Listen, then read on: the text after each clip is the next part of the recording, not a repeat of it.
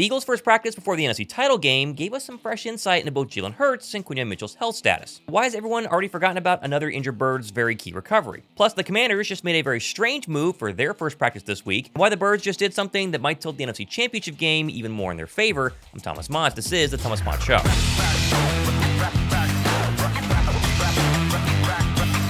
When you think back to the Birds' divisional round playoff win last week, you're probably remembering Jalen Hurts' early 44-yard touchdown run, or Jalen Carter's punch-out that completely changed the game, or how about Saquon Barkley's hair-raising 70-yard touchdown run in the fourth quarter, parts of which you can technically own, like this signed Saquon Barkley jersey from that game, courtesy of my friends at the Eagles Autism Foundation. But I never thought I'd see the day when the snow itself, the actual snow from the Birds' snow globe-like atmosphere this past Sunday, would go up for sale, as you could actually buy, until they sold out yesterday, a pint of the actual snow from Sunday's game from the Realist website for, what, $50? I heard that. Like, what they doing? They just scooping and putting in things like ice cream? I think from the picture, it looks like it's in a bucket, if I'm not mistaken. Dang, that's crazy. So somebody gonna really buy snow? It's sold out already. People bought snow? Sold out. That's why it's the best city, man. Because they passionate around here, man. We buying snow. I love it. I actually thought about giving away one of those pints of snow, but they sold out way too fast. And so let's do another Let's Hunt t-shirt from the Eagles playoff run to one subscriber who drops a like on today's video and comments anything down below. Give me your thoughts on the NFC Championship game. And if you want to subscribe, there's a little more incentive because we're very close to 80,000 subs. Give away the signed Devontae Smith football. So subscribe, comment, and get entered. Oh, and the winner from Monday's jersey giveaway was Sean Murphy 8684. So Sean, all the details down below in my description box. Shoot me an email. I'll get that sent out to you as soon as possible. Now, all eyes were on the Eagles' first practice at the Link on Wednesday, and by all eyes, I mean just the Eagles coaching staff because it was a closed practice to the media and no one could actually watch it. But according to the Eagles injury report, both Jalen Hurts and Quinyon Mitchell, they were there, yes, in a limited capacity, but that does mean they ran around and did actually practice instead of just watching from the side. And when asked after practice if Quinyon Mitchell was going to go, he had a pretty solid answer that sounds pretty darn good to me. How you feeling? Feeling good. Ready to go this Sunday. Any limitations or anything? No, I'm good to go. How confident are you in making the tackle this upcoming game and not getting injured again? Very comfortable. Yeah, no limitations. Worth noting, the last time Q went against Scary Terry at the Link, 0 targets, 0 catches, and 0 yards. Thumbs up for that. Flipping over to Jalen Hurts and the more important injury, I would say, and it's a great sign that he was limited instead of a DNP on Wednesday. Again, no one got to actually watch him. Was he wearing a brace? Was he running around? So we have no idea how quote-unquote limited he was, but post-practice, he seemed pretty confident in his rehab and obviously his ability to play this Sunday. Yeah, it's just been progressing, taking it a day at a time. Was able to participate today and be involved and stuff, so just taking it a day at a time. You feel like you're still on track to play Sunday? Yeah.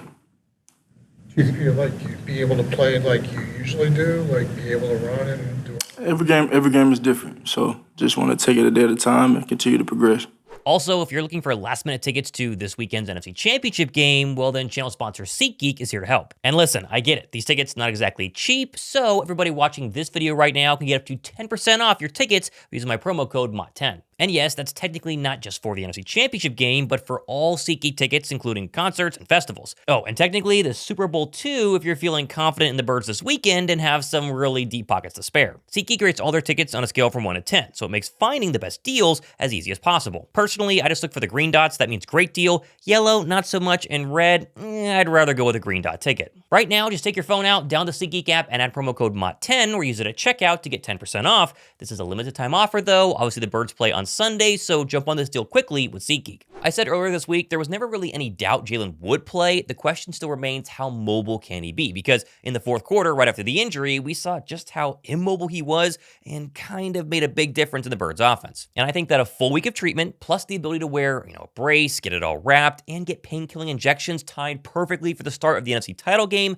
should make him a lot more comfortable with that knee. And hey, at this point in the season, everybody's banged up, and so all hands on deck. Also, quick fun stat for the Hurts haters out there. Jalen Hurts is 0-3 in the playoffs when he throws for 250 yards or more, and he's 4-0 when he throws for 160 or less. No reason for me to share that with you. Just do with it as you see fit, but what a fascinating stat line. Now, of course, this week we're focusing on Jalen Hurts' knee and Quinyon's shoulder. We're kind of forgetting that last week all the drama was around A.J. Brown and his knee injury because he missed multiple Eagle practices and we all thought was not going to be 100%. Now, obviously, he played this weekend and he seemed fine. Not his best game overall, but he was asked yesterday, how's the knee rehab? rehab, and are you okay with the lack of targets? And his answer for both, pretty darn good. Feeling better. I'm getting better. I'm going to leave it at that. I can't worry about what happened in the past or even these past 2 games. I only can look at the film and learn from it. And it's just kind of how the game's been going, like I said, after the game, I'm okay. We won. I had some incredible blocks for the spring touchdown. So regardless of if the numbers are not there, I know people care about that. But right now, none of that matter. It's all about getting a win at the end of the day. So it don't matter. Now, flying over to the Commanders' practice on Wednesday, and a local reporter confirmed the Commies were blasting the Eagles' fight song while the team practiced surprisingly indoors midweek. Now, as we all know, the Birds play their fight song at the link after every touchdown, so I guess head coach Dan Quinn just wants to make sure the team knows the words to the song they're going to hear a ton on Sunday. Although I do find it a little odd the Commanders were practicing indoors instead of preparing for the upper 20-degree weather at the link this weekend. It is worth pointing out that the Commanders' last 2 playoff games came in the warm Tampa Bay, Florida area and an indoor dome in Detroit. It'll be very interesting to see how they handle true cold weather situations for the first time in almost a month. Now, yesterday, we also got the news that the Birds were activating Britain Covey, who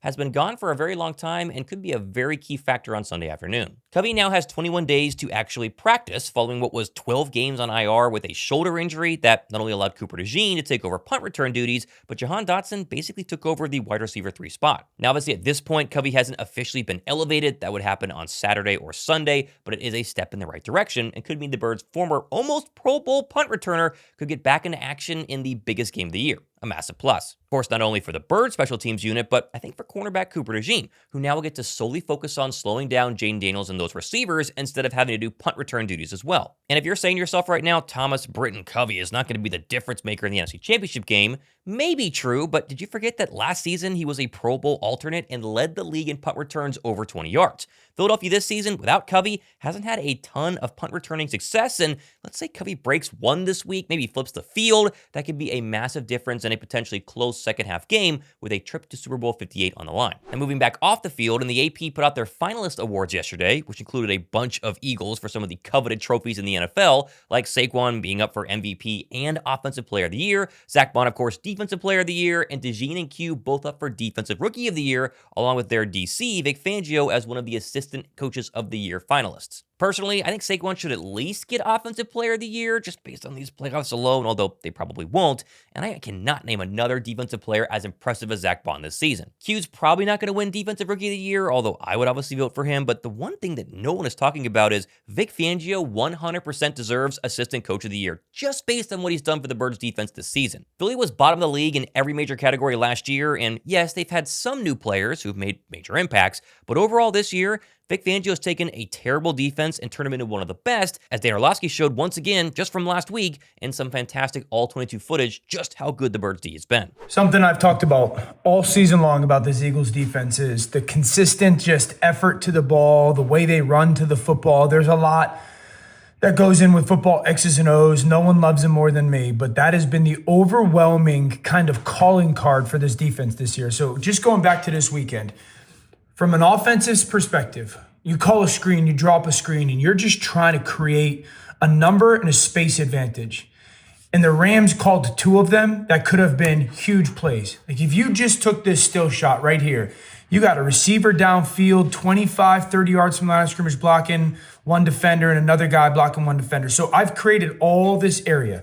I got 2 linemen out here blocking 1 guy. I mean, this is as close to a perfect play design and then execution as possible. But there's 1 guy that saves the play.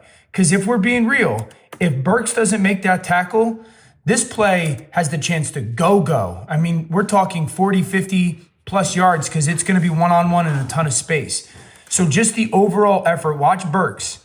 I mean, really good. He's into the line of scrimmage, vision, and just the retrace and just that wrap and roll tackle is sensational. It saves a huge play. Then you go later on to the game, second quarter, 7:36.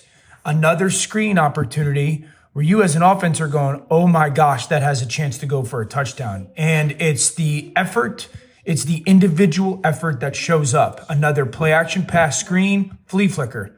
Again, Look, if you still shot it right here, you're going, this is going to be a touchdown. I got one guy blocking one guy. All of these guys are left up here. There's a safety back here, and we have bodies out in front. Okay? Just watch the guy who's, again, a Defensive Player of the Year candidate, Bond.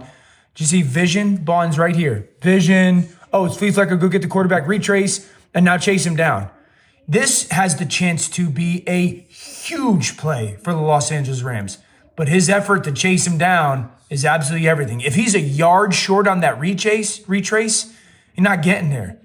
That's the thing that stands out about this team. Yes, they're unbelievably talented, structurally sound, really good when it comes to their defensive line of coverage.